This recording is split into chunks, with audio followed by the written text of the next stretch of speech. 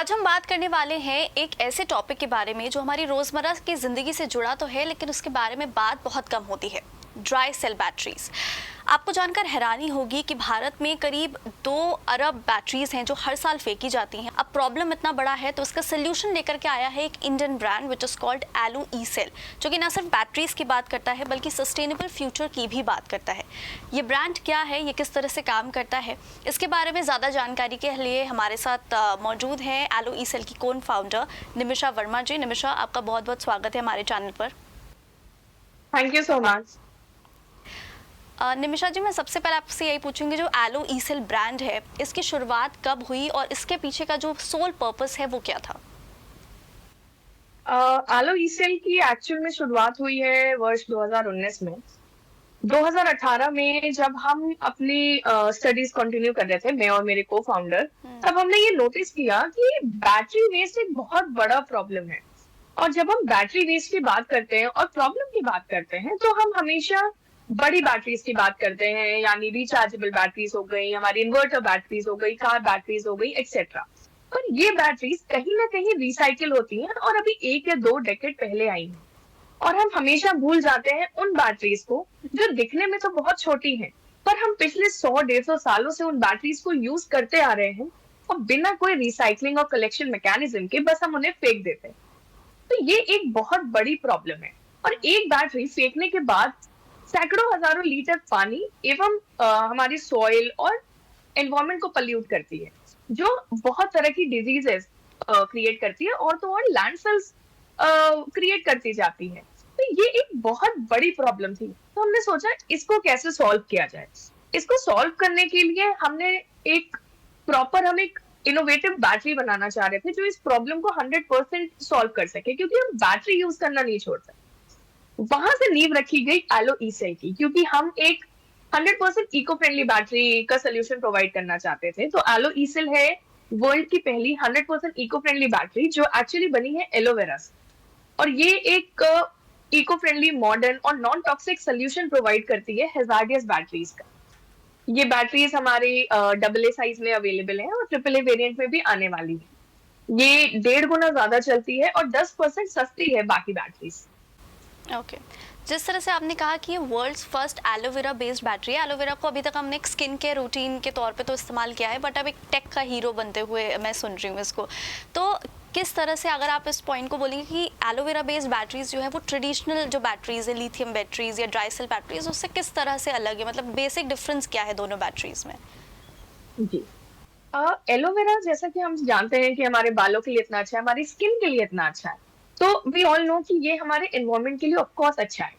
But हम ये नहीं जानते थे कि एलोवेरा एक ऐसा प्लांट है या फिर एक ऐसा सब्सटेंस है जिसमें मोस्ट ऑफ द रिक्वायर्ड जो हमारे कॉम्पोजिशंस होते हैं, मिनरल्स, एसिड्स, विटामिन्स, ये सब इसके अंदर प्रेजेंट होते हैं।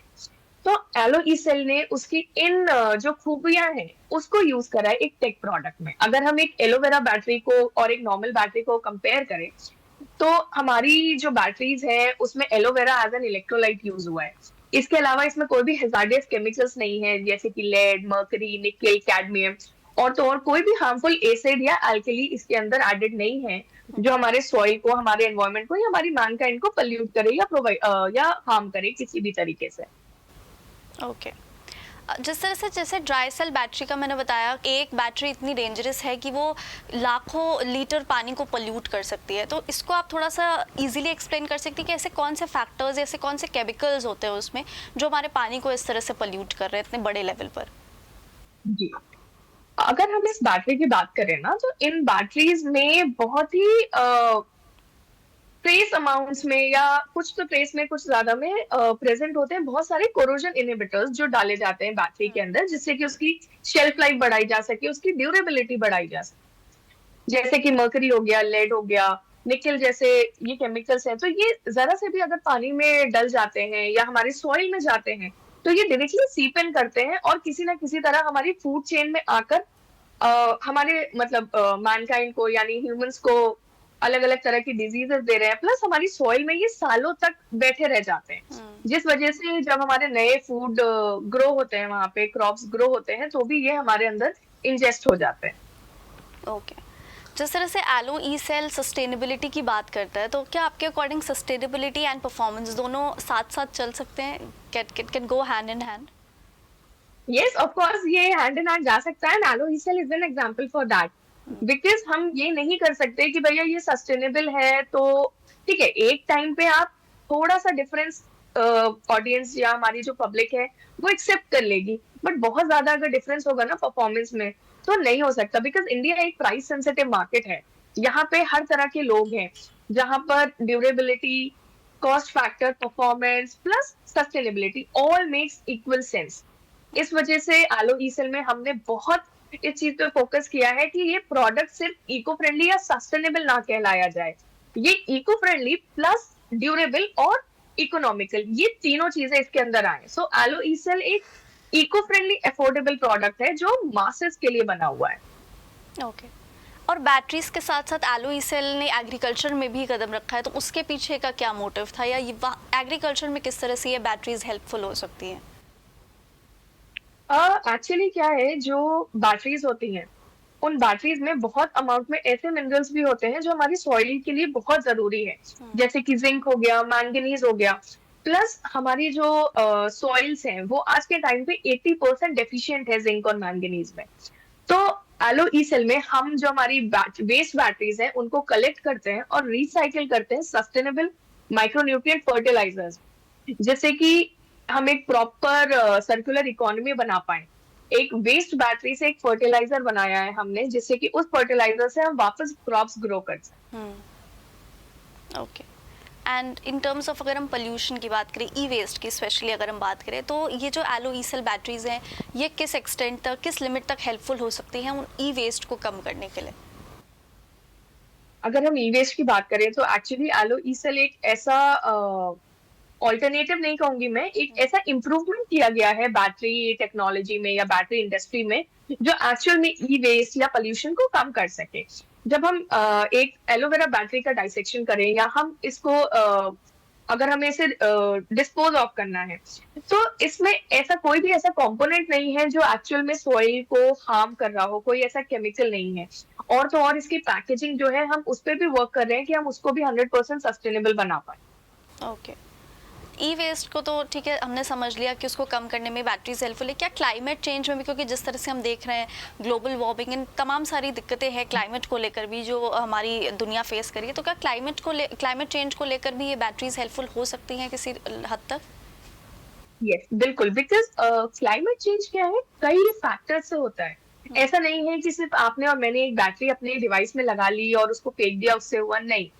ये हो रहा है जब हमारे सैकड़ों लोग उस चीज को यूज कर रहे हैं। सेकेंडली, एक बैटरी को बनाने का भी जो प्रोसेस है ना, वो भी इतने तरह के एमिशंस देता है, या फिर उसमें भी इतने तरह के क्लाइमेट चेंजिंग फैक्टर्स होते हैं जो कहीं ना कहीं पर इम्पैक्ट कर रहे हैं। तो जब हम एलो ई सेल की बात करते हैं तो हमने सिर्फ और सिर्फ एक प्रोडक्ट पे काम नहीं किया कि ये प्रोडक्ट सस्टेनेबल हो जाए।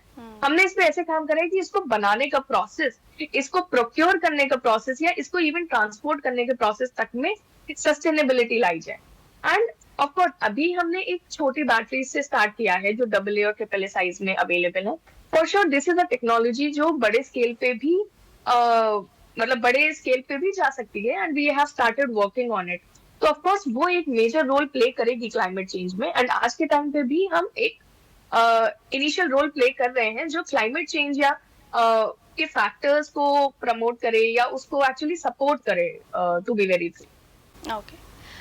इंडिया की अगर हम करंट सिचुएशन की बात करें, जहाँ इतने सारे डेवलपमेंट्स हो रहे हैं, इतना विकास हो रहा है, हर जगह इनोवेशंस की बात हो रही है, Aloe E Cell is kind of एक ग्रीन टेक्नोलॉजी को प्रमोट करता हुआ दिख रहा है।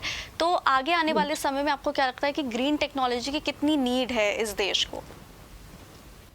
देखिए, ग्रीन टेक्नोलॉजी की नीड बहुत है। एक्चुअली हम अपने देश भारत की बात करें तो ये एक्चुअल में ग्रीन ही था, ठीक है। आज भी आप गांव वगैरह में देखेंगे ना, तो हम जिनको सस्टेनेबल बुला रहे हैं वो उनके लिए डेली का रूटीन है ना। हमें वहां पे बहुत ज्यादा स्पेसिफिक नहीं करना पड़ रहा है, बट फिर भी इतना ज्यादा चेंज और इन्फ्लुएंस आ रहा है कि हम एक्चुअल अपनी ग्रीन टेक्नोलॉजी या अपने पुराने जो सस्टेनेबल फैक्टर्स थे उनको चेंज करके हम एक मॉडर्न रूप अपना रहे हैं।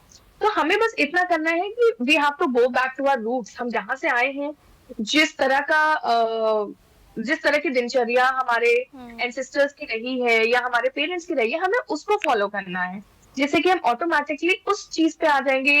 ग्रीन रेवोल्यूशन की जो हम बात कर रहे हैं या ग्रीन टेक्नोलॉजी की हम बात कर रहे हैं, वो हमारे पास आ जाएगी, बिकॉज आज के टाइम पे ये बहुत बहुत ज्यादा जरूरी है। ओके।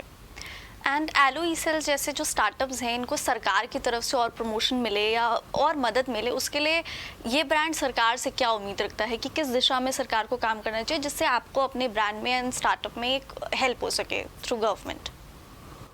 गवर्नमेंट तो वैसे भी हमारा एक सबसे बड़ा सपोर्टर रहा है, बिकॉज कहीं ना कहीं गवर्नमेंट की ही कुछ पॉलिसीज हैं जिन वजह से हम लोगों को लेवरेज मिलता है या फिर एक नीड क्रिएट होती है। पर आज इस प्लेटफॉर्म के माध्यम से मैं सच में सरकार से कहना चाहूंगी कि हमें ऐसी पॉलिसीज की और जरूरत है जहां पर हमें सस्टेनेबल प्रोडक्ट्स को एक प्रायोरिटी देने की जरूरत है। सेकेंडली, हम गवर्नमेंट डिपार्टमेंट्स में या और भी बहुत तरह के गवर्नमेंट टेंडर्स में ऐसा कर सकते हैं कि हम सस्टेनेबल या फिर मेड इन इंडिया प्रोडक्ट्स जो है उनको एक प्रायोरिटी दे सकें, जिससे कि केवल एलो ई सेल ही नहीं, और भी इंडियन बेस्ड टेक्नोलॉजीज जो है जो सस्टेनेबल है या जो एक इनोवेशन ला रही है, उनको एक पुश प्रोवाइड हो। Okay. And Aloe E Cell brand का अगर फ्यूचर रोड मैप की बात करें तो वो क्या होगा? Future road map Aloe E Cell का मतलब बिल्कुल नाम की तरह ग्रीन और ब्राइट है। दैट इज, अभी हमने डबल ए बैटरीज लॉन्च कर दी हैं, हम ट्रिपल ए वेरिएंट भी इन बैटरीज का लॉन्च करने वाले हैं। इसके बाद ये और बैटरी साइजेस में आएंगी, प्लस हम इससे बड़ी बैटरीज में भी लॉन्च करने वाले हैं बाई 2030। ओके।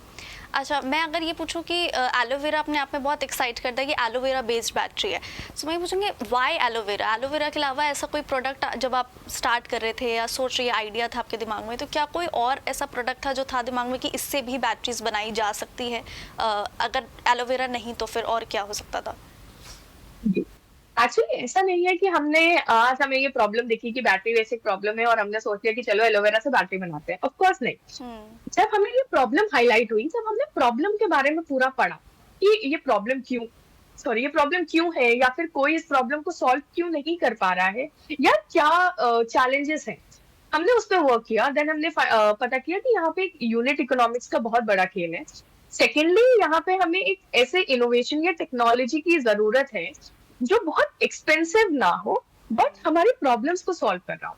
इसलिए हमने सोचा था कि हमें एक रीथिंक, रीडिजाइन और रिक्रिएट करनी है एक न्यू बैटरी। हमने 21 प्लस हर्बल प्रोडक्ट्स पे रिसर्च करी है, काफी फ्रूट्स, वेजिटेबल्स और भी तरह के कंपोनेंट्स पे रिसर्च करी है, तब जाके हम एलोवेरा पे पहुंचे। एंड जब हमने एलोवेरा को टेस्ट किया, स्टार्टिंग में ऐसा नहीं था कि वो स्टार्ट हो गया और बस, हमें बस स्टार्टिंग में फर्स्ट के 3-4 मंथ्स में ये पता चला कि ये एक अच्छा इलेक्ट्रोलाइट की तरह काम कर सकता है। देन मेजर जो रोल था ना, वो ऐसा था कि उसे एक प्रॉपर बैटरी बनाना। तो इस चीज में एक्चुअल में हमारा मटेरियल एवोल्यूशन हुआ है, हमने टेक्नोलॉजी पे काम किया है, उसके अलावा हमने डिजाइन पे काम किया है। बिकॉज एक एलोवेरा को एक बैटरी के अंदर इनकॉर्पोरेट करना, ये बिल्कुल भी इजी नहीं था। यहाँ पे भी बहुत ज्यादा रिसर्च लगी है, अपार्ट फ्रॉम एक इलेक्ट्रोलाइट डेवलप करने के या एक ऐसा प्रोडक्ट बनाने के लिए जो एलोवेरा से बना हो। क्योंकि एलोवेरा की जब हम बात करते हैं तो हमारे दिमाग में आता है कि ये एक बायोडिग्रेडेबल कंपाउंड है, ये बहुत जल्दी खराब हो जाएगा, ये ऐसा। तो ऑफ कोर्स उन सारे फैक्टर्स पे हमने काम किया है और एक ऐसी बैटरी बनाई है जो ड्यूरेबल भी है, सस्टेनेबल भी है और ये अफोर्डेबल है सबके लिए। ओके। जिस तरह से अगर हम पोल्यूशन की बात करें तो जैसे dry cell batteries, lithium batteries जो है जिस तरह से सॉइल को, हमारी वाटर बॉडीज़ को पोल्यूट करती है, क्या आपको लगता है कि इंडिया में लोगों में इस चीज़ को लेकर मच अवेयरनेस है कि ये बैटरीज हमारे एनवायरनमेंट के लिए कितनी ज़्यादा खतरनाक हैं? एंड अगर नहीं है तो इस अवेयरनेस को बढ़ाने के लिए और क्या इनिशिएटिव्स लिए जा सकते हैं? एक्चुअली ये जो आपने क्वेश्चन बोला, this is the main problem. यहाँ पर ना अवेयरनेस नहीं है हमारे यहाँ पर, और जब किसी को पता चलता है कि ये एक्चुअल में एक प्रॉब्लम है, इससे इतनी परेशानी होती है, तब ऑफ कोर्स वो एक बार को सोचना चाहता है। बट क्या है कि हम पिछले 70-80-100 सालों से ऐसे प्रोडक्ट्स ऑलरेडी यूज करते हुए आ रहे हैं, तो उस आदत को बदलने में भी टाइम लगेगा। एंड अवेयरनेस ऑफ कोर्स चाहिए, जिसके लिए सरकार को भी इनिशिएटिव्स लेने पड़ेंगे और कंपनीज को भी इनिशिएटिव लेने पड़ेंगे। हम लोग अपनी साइड से भी अवेयरनेस क्रिएट कर ही रहे हैं। हम चाहेंगे कि आप जैसे लोग भी हमारे साथ जुड़े और लोग जुड़े जो इसके लिए अवेयरनेस क्रिएट करने में हेल्प करें, बिकॉज एट द एंड ये जो वर्ल्ड है, ये जो अर्थ है, वो हम सबकी ही है और हमें ही उस पर रहना है। ऐसा नहीं हो सकता कि मैं अपने लिए अच्छा कर लूं और दूसरे का छोड़ दूं, हमें सबके लिए ही अच्छा करना है। तो इस वजह से हमें ऑफ कोर्स पॉलिसी चेंजेस भी चाहिए होंगे, हमें अवेयरनेस क्रिएशन भी करना होगा, और तो और लोगों को भी जागरूक होना होगा और एक स्टेप लेना पड़ेगा कि जब उन्हें पता चल रहा है कि हाँ ये एक प्रॉब्लमैटिक मतलब एक प्रॉब्लमैटिक डिस्कशन है, हमें इसके लिए कुछ करना चाहिए, उसके बाद उन्हें एक स्टेप लेना पड़ेगा कि हम सस्टेनेबल प्रोडक्ट्स को चूज करें। और ये मैं केवल बैटरी के उपलक्ष्य में नहीं कह रही हूँ, बैटरी के अलावा भी और भी प्रोडक्ट्स में है, तो हमें ऑफकोर्स सस्टेनेबल प्रोडक्ट्स को एक प्रायोरिटी देनी पड़ेगी और उन्हें चूज करना पड़ेगा। ओके निमिषा, मेरा लास्ट क्वेश्चन आपसे ये होगा कि as a yellow ECIL brand के को फाउंडर के तौर पर आप उन तमाम यंगस्टर्स को या एंटरप्रेन्योर्स को या फिर तमाम अगर पब्लिक को ही ले लें, जनरल ऑडियंस को ले लें, उनको क्या एक मैसेज देना चाहेंगी कि अगर वो इस तरह का कुछ स्टार्टअप करने की सोच रहे हैं या उनके दिमाग में भी ऐसा कोई आइडिया है कि वो इंडिया में इस तरह से कॉन्ट्रीब्यूट कर सके, तो उनको आप एक क्या मैसेज देंगी एज एलो ईसेल ब्रांड के तौर पर? मैं बहुत सिंपल से मैसेज देना चाहती हूँ एंड ये मैं हमेशा देती भी हूँ। पहली चीज तो ये है कि अगर आपने कुछ भी सोच लिया है कि हमें करना है, तो फिर आपको चाहे कुछ भी हो जाए, आपको उसे छोड़ना नहीं है, आपको करना ही है। बिकॉज क्या होगा जब आप एक चीज के बारे में सोचोगे और एक स्टेप बढ़ाओगे, 1000 लोग आ जाएंगे जो आपको रोक देंगे, पर आपको उन 1000 की चिंता नहीं करनी है, आपको उस एक आदमी की चिंता करनी है जो कह रहा है कि आगे बढ़ो। So just think about an idea, move ahead with it and keep on working with it. Because क्या होगा एक टाइम के बाद ऐसा हो जाएगा कि जिनने आपको मना किया था ना, वो सब आपके साथ ही होंगे कि अरे हमें तो पता था कि तुम कर लोगी, हमें तो पता था कि तुम कर लोगे। So don't think about them, just focus on it. And secondly, innovation की बहुत ज्यादा जरूरत है हमारे यहाँ पर, और तो और अच्छी बात यह है कि हमारे इंडिया में इनोवेटिव माइंड्स बहुत ज्यादा है। हम उस चीज को जुगाड़ बोल के एक सबसाइड कर देते हैं, बट एक्चुअल में वो हर चीज में इनोवेशन है एंड हमें उस चीज को प्रमोट करना चाहिए। अगर आपको कोई प्रॉब्लम दिख रही है और आप उसे कैसे भी सॉल्व कर सकते हैं, so I just ask you, try your level best to solve it. फिर बाद में तो जो भी होना है वो होगा ही होगा। एटलीस्ट आपको ये रहेगा कि आपने अपनी साइड से बेस्ट किया है एंड आपने अपना बिट किया towards the environment, towards the world और towards the man. Thank you. बिल्कुल, थैंक यू निमिषा हमसे कनेक्ट करने के लिए, बात करने के लिए। और आपकी बातचीत से यही प्रूव होता है कि अगर टेक्नोलॉजी एक सही हाथ में है तो डेवलपमेंट भी हो सकता है और उसके साथ साथ आप क्लाइमेट और एनवायरनमेंट का भी उतनी ही अच्छी तरीके से ख्याल रख सकते हैं। So thank you so much इस ब्यूटीफुल कॉन्वर्सेशन के लिए। Thank you. Thank you so much.